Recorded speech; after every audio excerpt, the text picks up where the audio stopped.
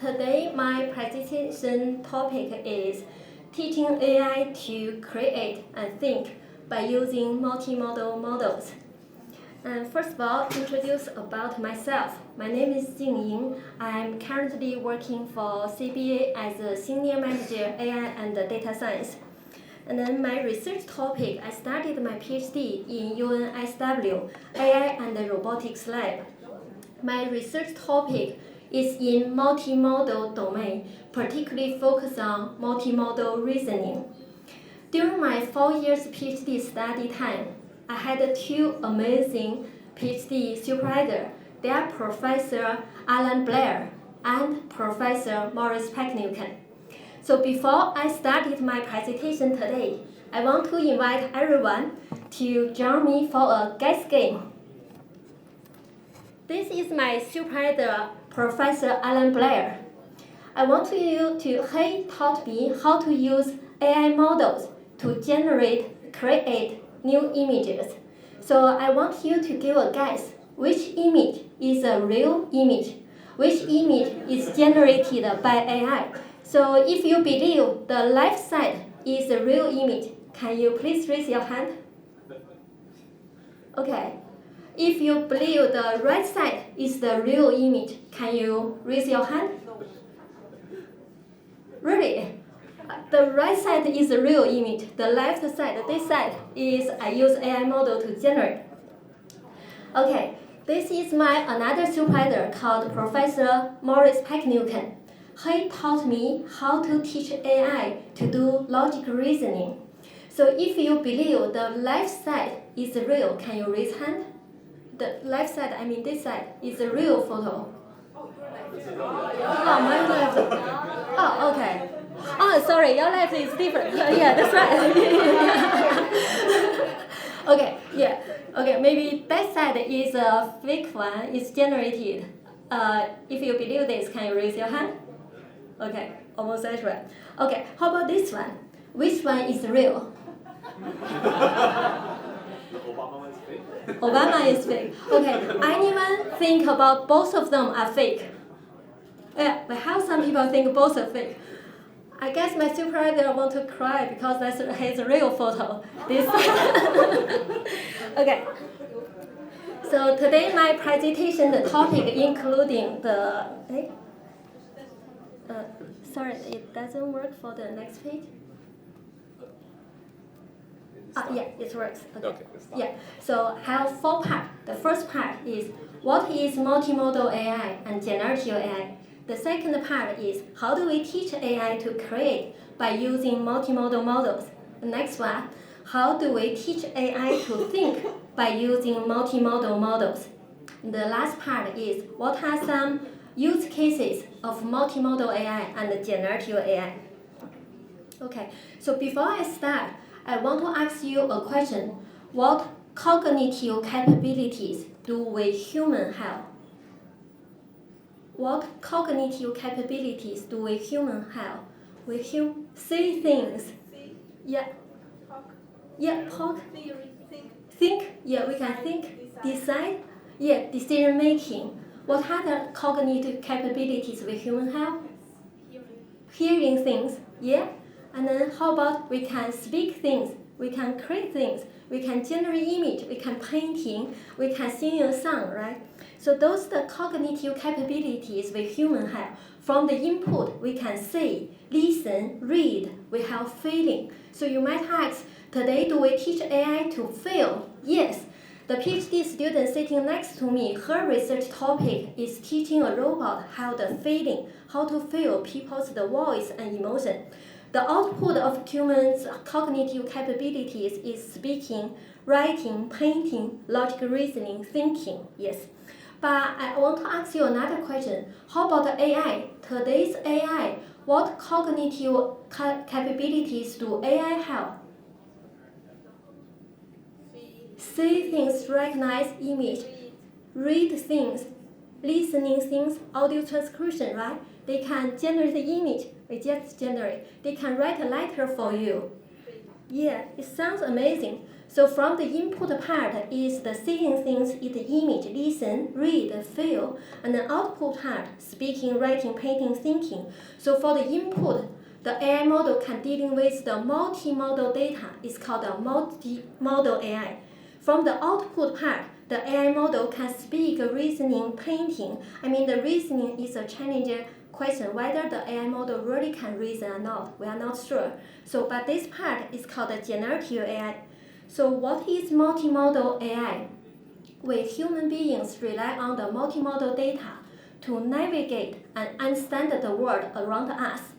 This capability is also very important for AI because we want the AI model just akin humans the logic reasoning and cognitive capabilities using the multimodal data.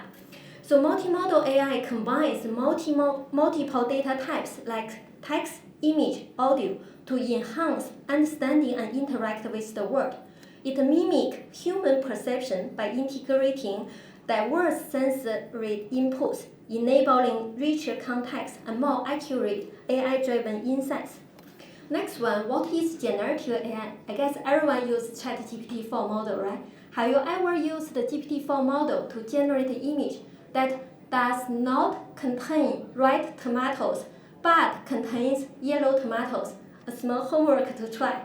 It will surprise you because it for sure generates red tomatoes even though you say does not contain red tomato 80%, but sometimes it might be right, might be okay. So this is generative AI is an artificial intelligence capable of generating text, images, videos, or other data using generative AI models.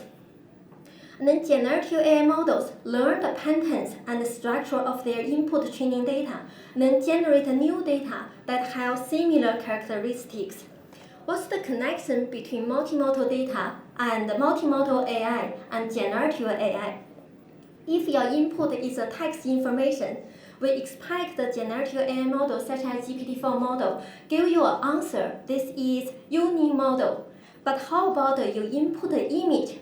Ask a question about the generative AI model, and then expect to get an answer or another image or audio. So this is a multimodal data input the generative AI to generate a multimodal results. So this is the connection. Okay, then how do we teach AI model to create by using multimodal models? This covers both including how do the text-to-image generation model work, how does the diffusion model work? So I want to ask a question. Except ChatGPT, you generate image. Any other models you use to generate image? Stable diffusion? DALL-E, yeah, DALL-E 2, stable diffusion model. Mid-journey, yeah, some of this. So how does those models, behind there's one foundation model is called the diffusion model work? And then how can we fine-tune a diffusion model, generate the image at the beginning I showed my supervisors, or your families. And then so the stable diffusion model, this original idea comes from physics. It's called gas molecules. Suppose we have a cup of pure water. You drop a dye molecules into the pure water. What would happen? The dye molecules will diffuse from the high density to low density. A few minutes later, this glass of water becomes colorful water, right? But how about now? From the last step, this colorful water, you try to restore. Imagine the beginning part when you just drop these dye molecules into the water. So if we can do this step, actually we can restore the original shape of the dye molecules. So this is the diffusion model idea come from. We input one image, it's this cute cat. We add some noise to this cute cat image. Step by step, what would happen? The image become fuzzy until the last step is a purely noise image, right? But how about now? From the last step, we backtrack. We use an AI model such as deep neural network model called the UNet to predict some noise. And then from the last purely noise image, we predict some noise, subtract noise from the image. Step by step, predict some noise, subtract noise. If we predict the noise accurate, and then we subtract the noise, we can ideally restore from the first image, this cat, right? But if your AI model predicts the noise incorrectly, and then when you subtract the noise from the last image, you might cut off the ears of the cat. You couldn't generate a realistic image. So that's how the diffusion model works. Now we have learned how the diffusion model helping us to generate image from a purely noise image.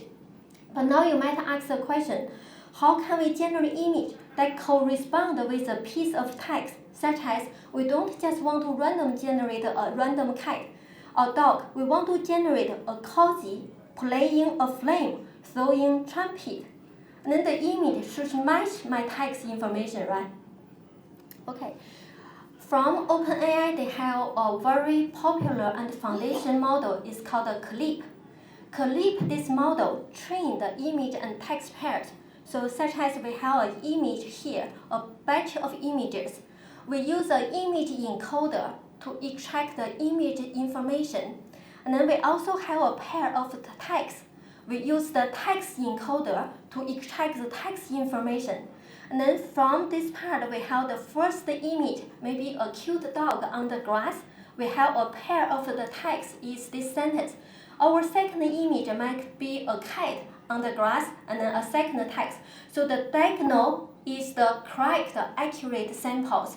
And then the green color of those pairs are not accurate samples, right? They are negative samples. What we want to do? We want to train the model to maximize the correct diagonals, the pairs of the image and text pairs, and then minimize the negative pairs of text image pairs. So this is the foundation of CLIP model. It pre-trains an image encoder and a text encoder to predict which images are paired with which text in our dataset. We then use this behavior, this patterns, to turn CLIP into a zero-sort classifier. Then we convert all of the dataset classes into captions, such as a photo of a dog, and predict the class of the caption CLIP, estimated the best pairs with a given image. Okay, and then next step is how do we fine-tune a diffusion model to generate the stylish images.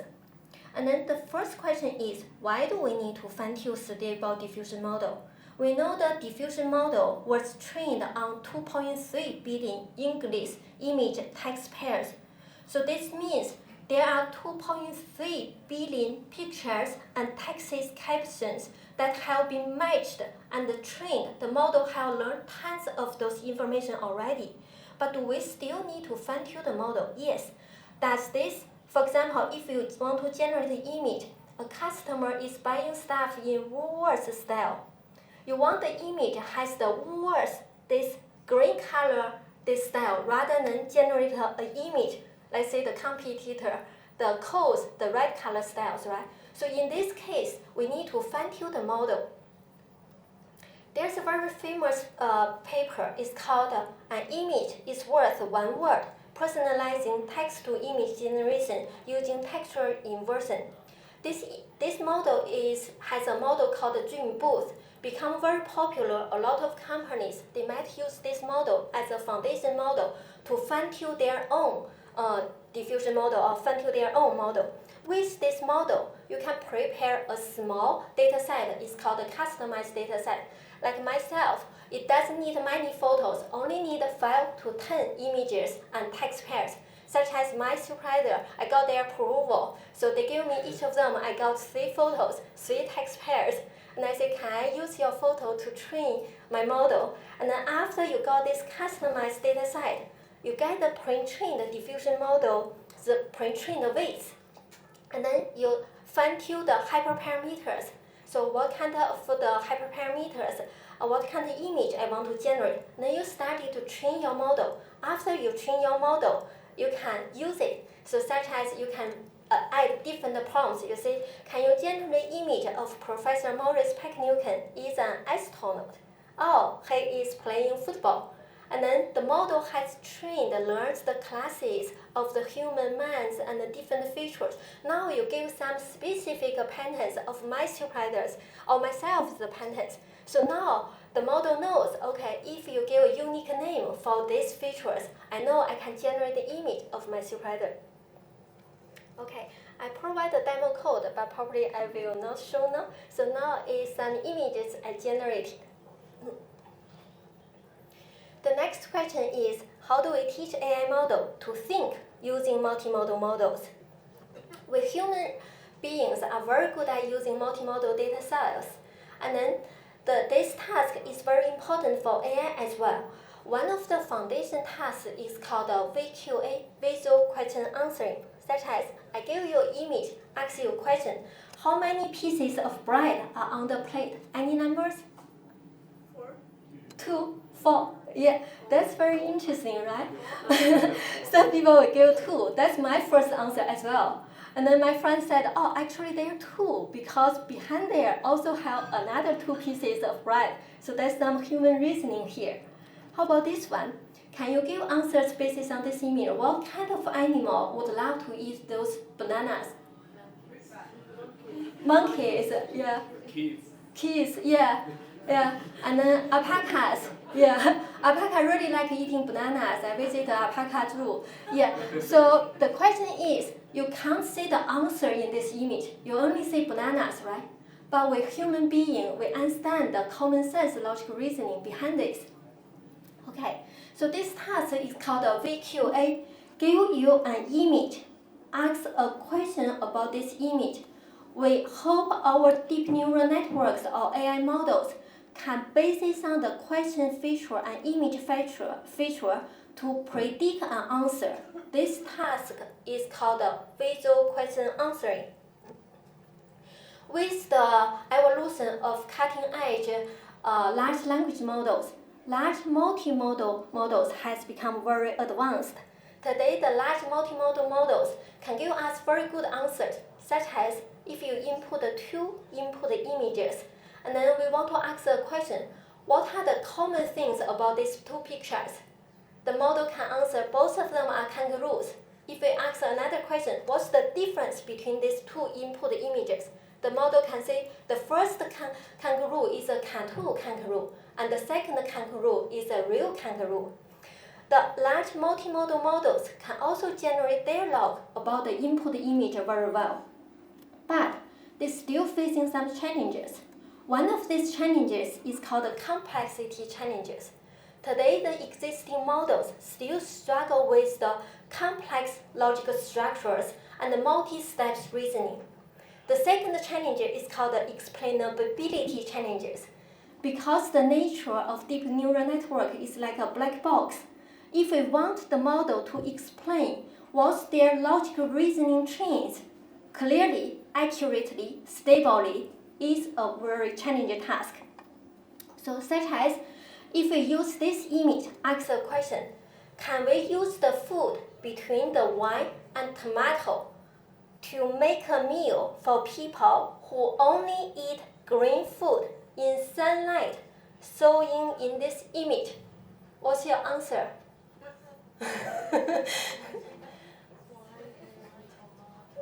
So between the wine and tomato is meat, right? And then for the people who only eat the green food under the sunlight, they are all vegetables, all fruit. So we can guess, more likely this person is vegetarian, right? Can we use meat to make a meal for vegetarian people? No, couldn't. Yeah, so our today's model can predict answer probably is no, because they learn large of the data. But if we ask them, what's your logic reasoning? They make up things. Oh, maybe they, yeah. So how does those large multimodal models or VQA models give an answer to an image? Back to 2015, researchers started to research by using both the computer vision and the natural language together to enable the model can understand the image and the questions.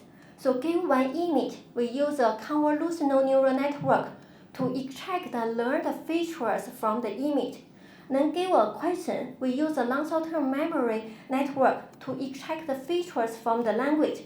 When Then we put both features into a connected fused connection layer, then feed to a softmax activation function. Then the model can learn these features and predict the answer is banana. But today we already have the large multimodal models. One of the methods is called instruct bleep. So we input the image, and then we also give some instructions. Then we use the image encoder to learn the features from the images, and then feed those features as the soft prompt input, feed into a large language model, the language model. And then the model is instruction tuned with the language model modeling laws to generate a response. The other method is called Flamingo. Flamingo is a large vision and language models trained on large data sets of visual and textual contents to produce the free-form text outputs. Those are some examples, but there are some other examples, and we can define our own examples of the models. So what are the generative AI models and the multimodal AI models applications in industry? Are they really useful in industry? Few days ago, not sure whether you have seen this picture. That's from McDonald's.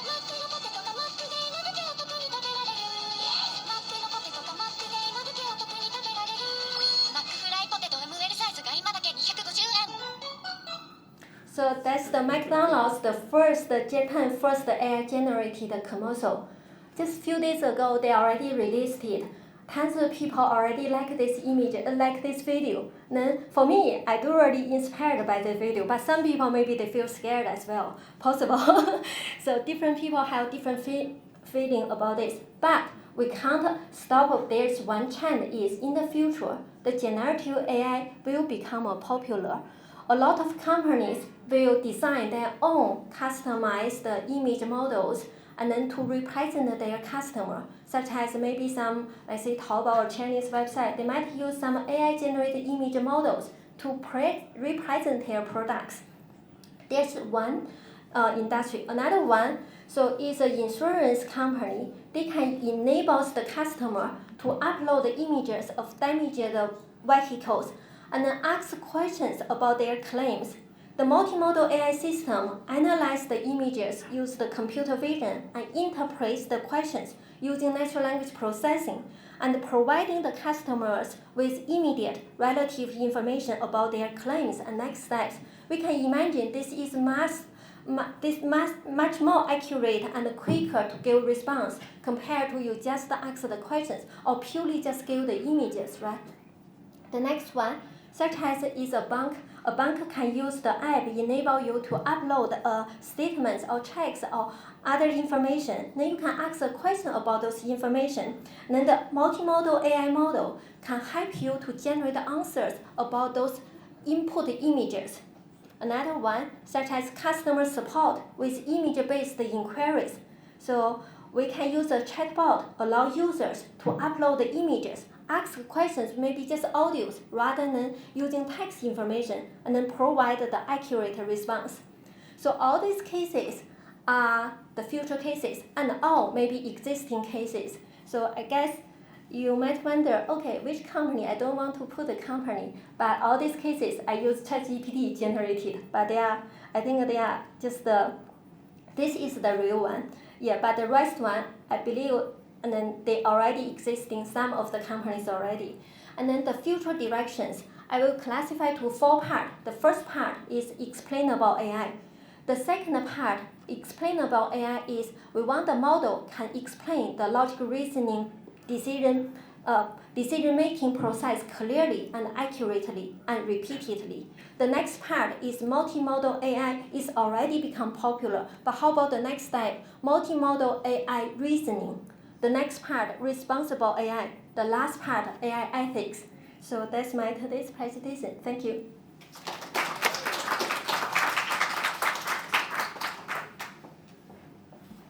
Thank you very much. So next, we will be having a panel discussion. So for all the speakers, please come forward.